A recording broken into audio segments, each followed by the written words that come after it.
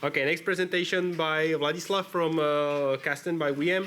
And he's going to talk about some sustainable CI/CD, which we can leverage to reduce our cost on top of our Kubernetes clusters. So go ahead. Okay, cool. Thank you. Nice to meet you all. Yeah, my name is Vlad. I'm really excited to be here. So my presentation is about how to save money when you have this CI/CD on top of Kubernetes cluster. So firstly, you think that it's really fancy, so on. Let's deploy 1, deploy 2, deploy 3, whatever, deploy 1,000.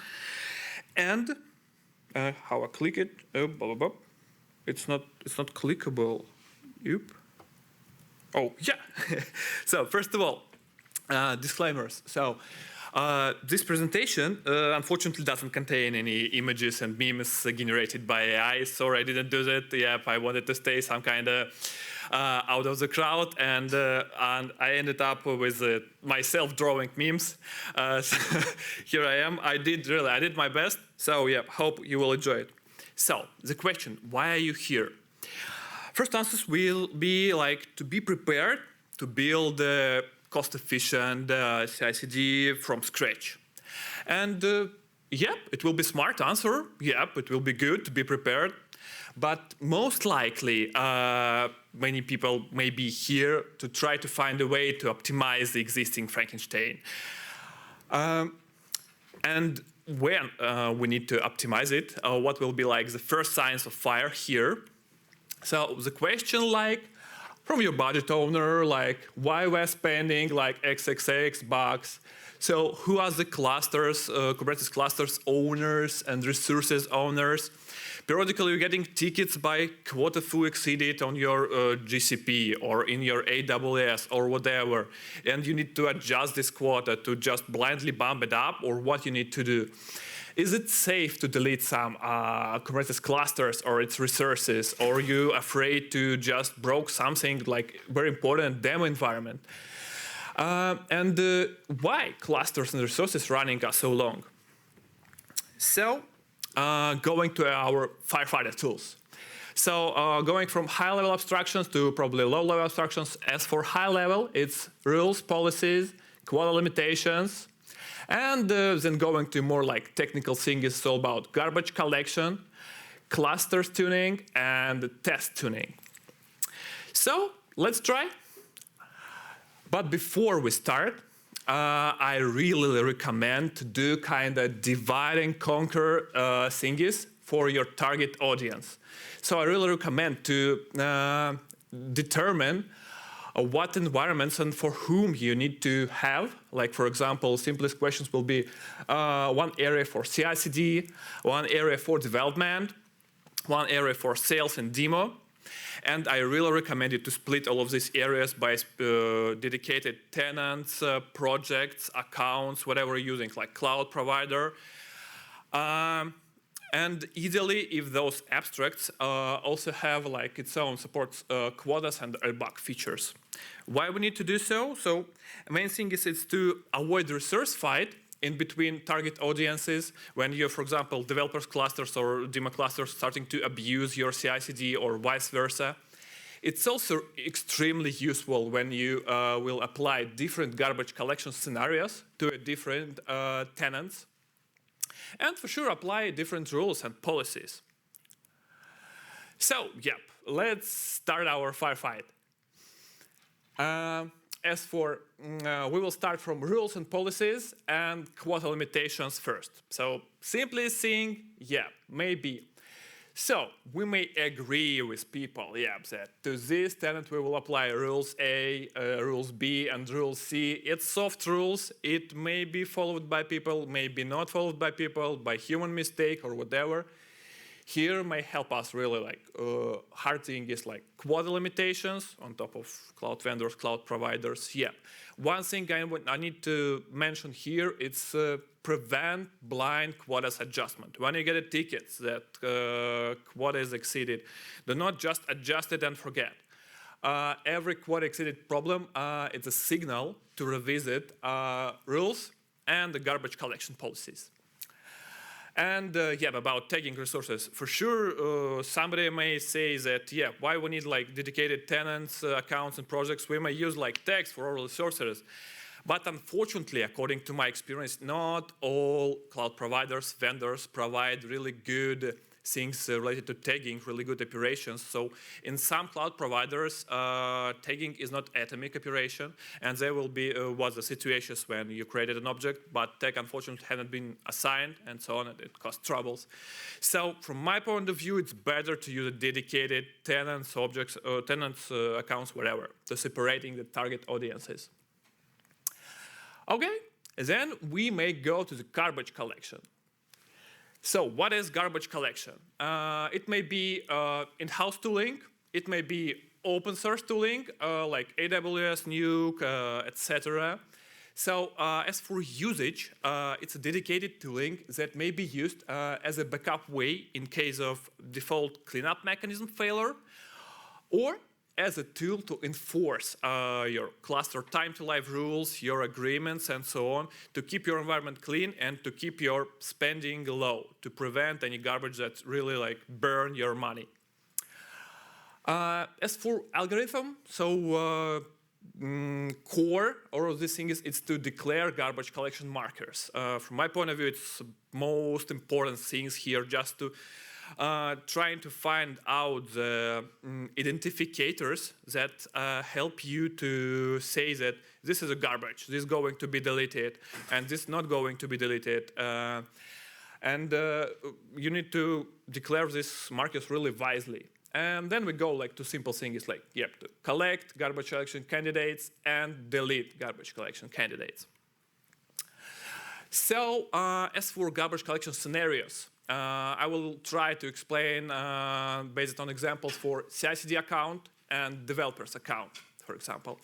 Yep, I wanted to mention one more time how extremely helpful is to use a separate, dedicated tenants account. So why we need it here? Because, for example, for CI/CD account, garbage collection markers may be relatively simple. We actually may use only like one marker here, like older than 24 hours or something. That means that all your pipelines are passed, all your nightly pipelines, daily pipelines are passed. If something's still left, we may treat it as a garbage, and we may start to collect those resources and then to delete using open source tooling or stream.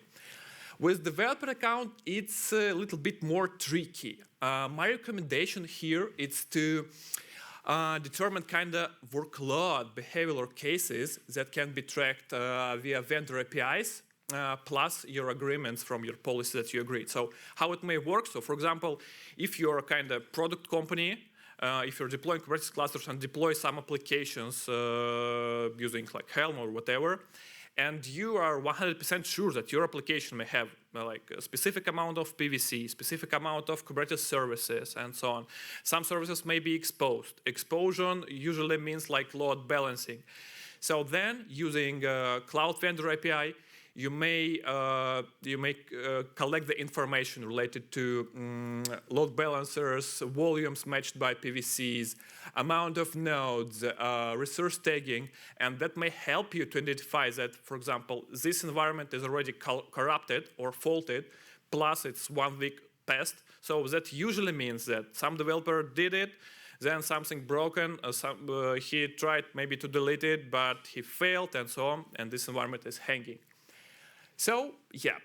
And then we go crossing the border and going to collect our candidates and delete our candidates.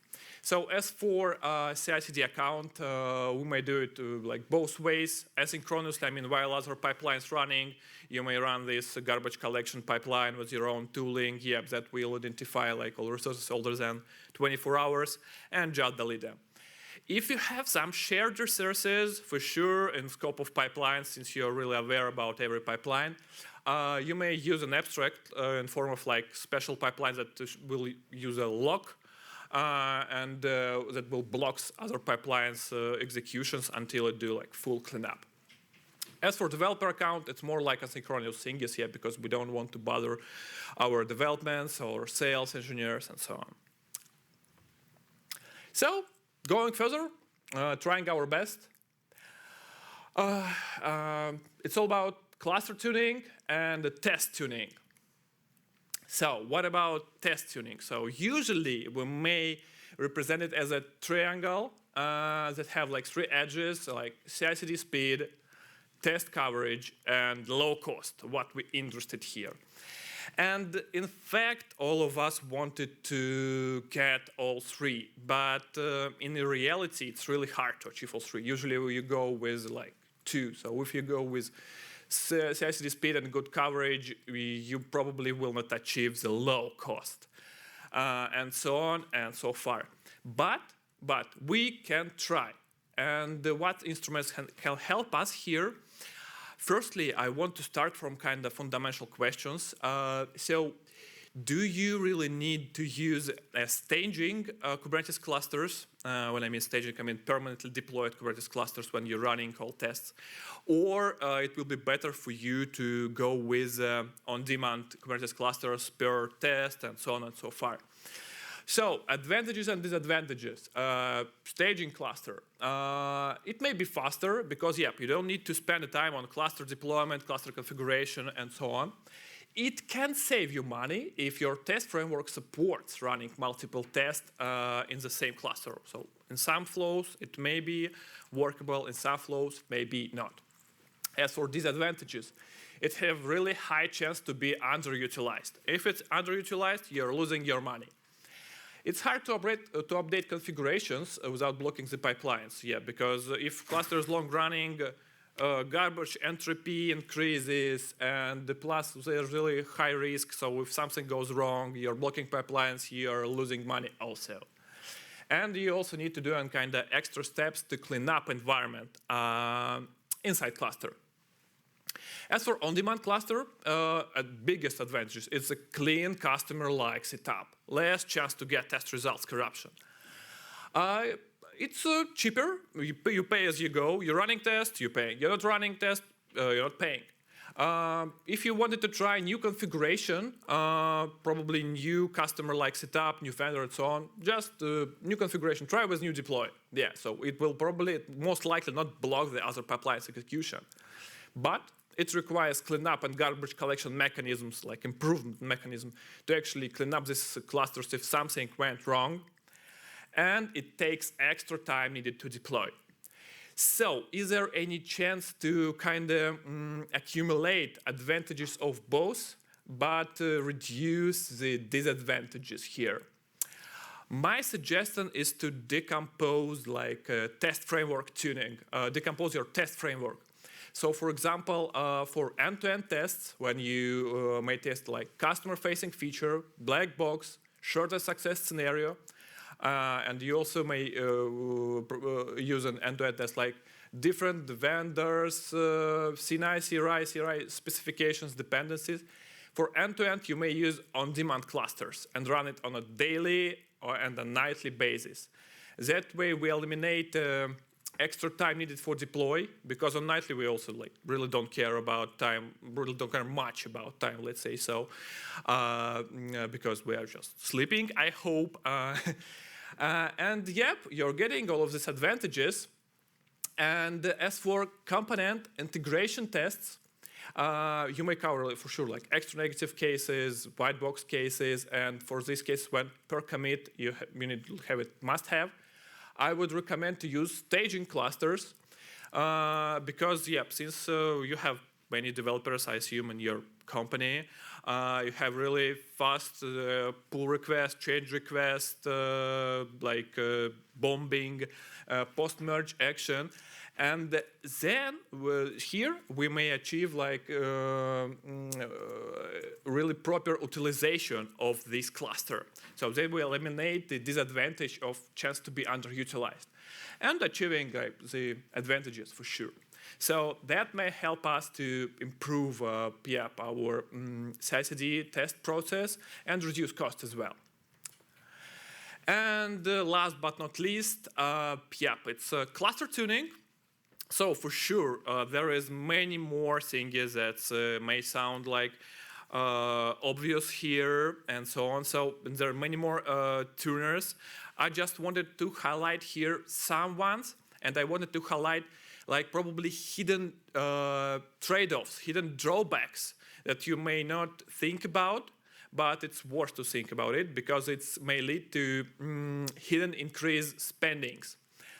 So, for example, if you decided to decrease like control plane nodes amount, so you don't care, you may go with only one control plane node, you need to make sure that your test framework really like respect Kubernetes API outage. Because if no, you may got like flaky pipelines, fails due API call to Kubernetes service API call, time outage, and so on, and that cause rerunning pipelines, that cause extra costs, extra cluster deployment, or time consuming, and so on. The same, more or less the same, like for decreasing worker nodes amount and revisiting instance types. When you're doing it, please make sure that your workload respect pod request and limits, because otherwise it may be chance if you don't have enough nodes to reschedule your pod, or if your instance types, also like really like a little bit lower than expected, you may start it to face with insufficient resource issues, especially if your workload have kind of activity spikes, if you're running kind of some non-trivial test frameworks and so on. So that may cause like also flaky pipelines. You will troubleshoot it, identify that it's insufficient issue, but you will like say, oh, okay, I will try to retry it one more time, and it's passing, and now you will running 2 pipelines one by one instead of one. And it also leads to hidden credit spendings. What else here? As for cluster tuning, spot instances, after upgrade, after repair, after scaling, all of this, after things, it sounds really impressive. Yep, cool.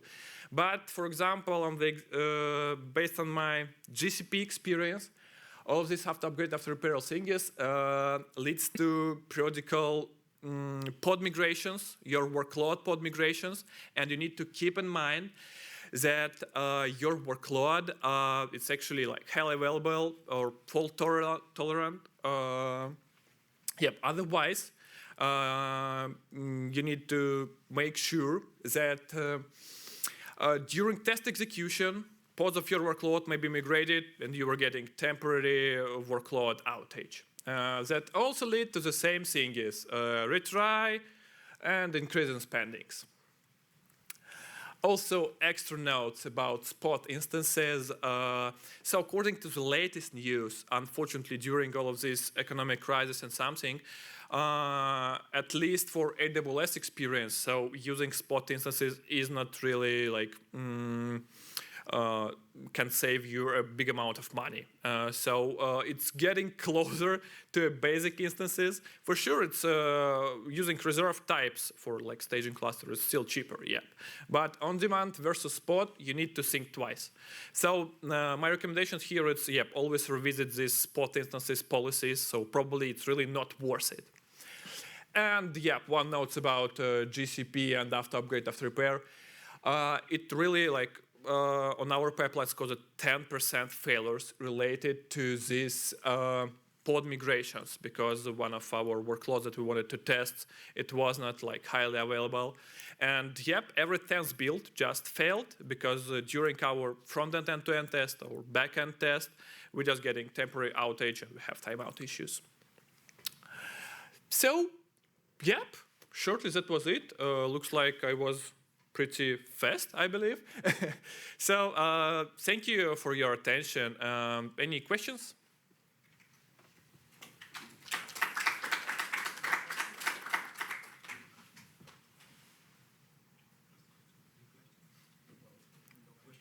Cool. Any question in the audience? Yes, I don't know.